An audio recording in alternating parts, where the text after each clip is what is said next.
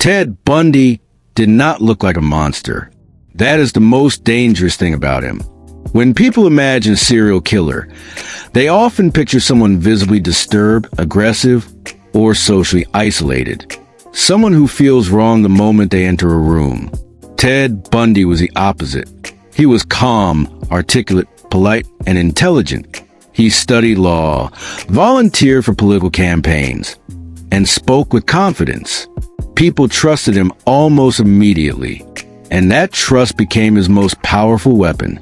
Ted Bundy's story is not just a story of a serial killer. It is a story of manipulation, fantasy, control, and the uncomfortable truth that human beings are often poor judges of character. To understand Bundy is not to excuse him, but to understand how evil can hide behind normality, and how easily charm can be mistaken for goodness. Ted Bundy was born Theodore Robert Cowell in 1946. His early life was marked by secrecy and confusion. For the first years of his childhood, he was raised believing that his grandparents were his parents, and that his mother was a sister. This arrangement was meant to protect the family from social stigma, but it left Bundy with a fractured sense of identity. He later described feeling disconnected from himself, as if he were observing life rather than living it. Psychologists emphasize that identity confusion alone does not create violence, but in Bundy's case, it contributed to deep insecurity and emotional detachment that followed him into adulthood. As Bundy grew older, he struggled with feelings of inadequacy. He wanted admiration, power, and control, but felt he was never quite enough. He was sensitive to rejection and deeply affected by perceived slights.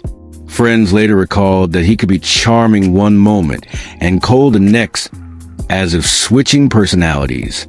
This emotional shallowness is a hallmark of psychopathy. Psychopathy does not mean constant rage or madness.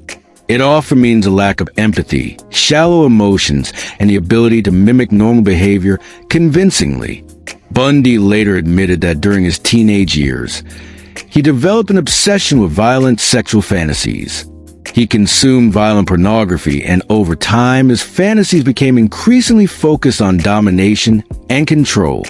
In criminal psychology, fantasy plays a critical role.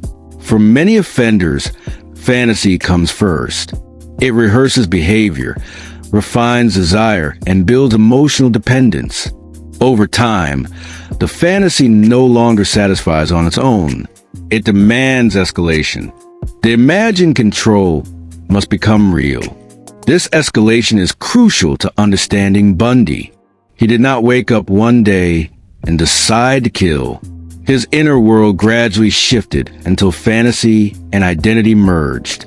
Violence became not just an act, but a way to feel powerful, real, and complete.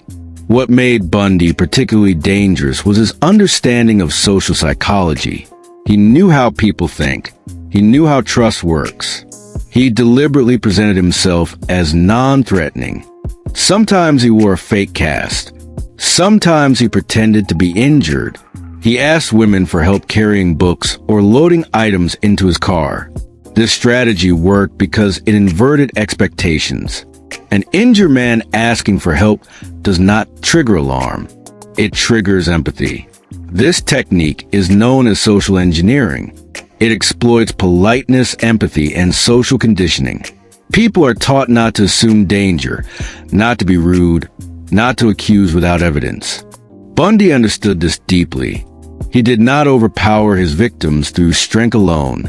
He bypassed their defenses psychologically first. Once trust was established, Bundy moved quickly. He planned carefully, adapted when mistakes were made, and adjusted his methods to avoid detection. These behaviors classify him as an organized offender. Organized offenders plan their crimes, control their emotions, and often appear normal in daily life. This is why Bundy was able to operate across multiple states for years. Bundy's crimes followed patterns, but he was not rigid. He learned from experience. When police attention increased, he changed locations. When mistakes were made, he refined his approach. This adaptability is another marker of high-functioning psychopathy. He did not feel fear or guilt in the way most people do. Instead, he felt excitement, satisfaction, and a sense of mastery. Eventually, Bundy was arrested, escaped custody not once but twice, and continued killing after his escapes. These escapes further fed his sense of superiority. He believed he was smarter than law enforcement, smarter than the system, smarter than everyone else.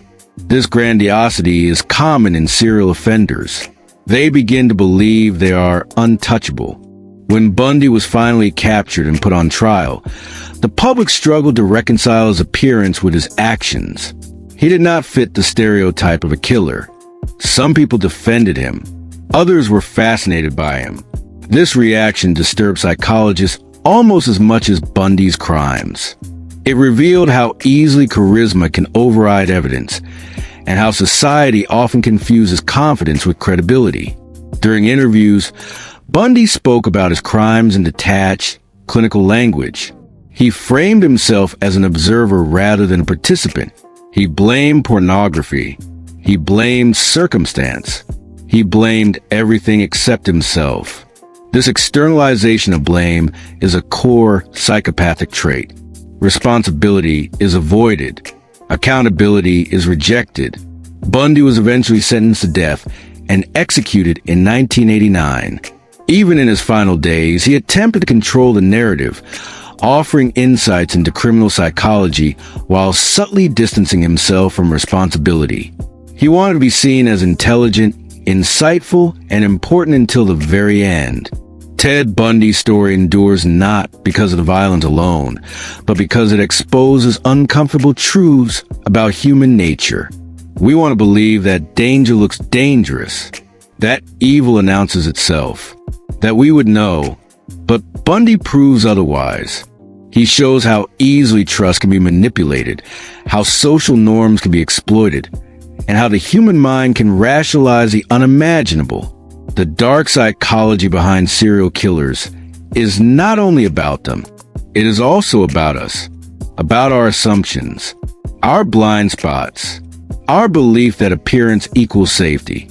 Ted Bundy did not just exploit individuals. He exploited human psychology itself. And that is why his story still unsettles us today.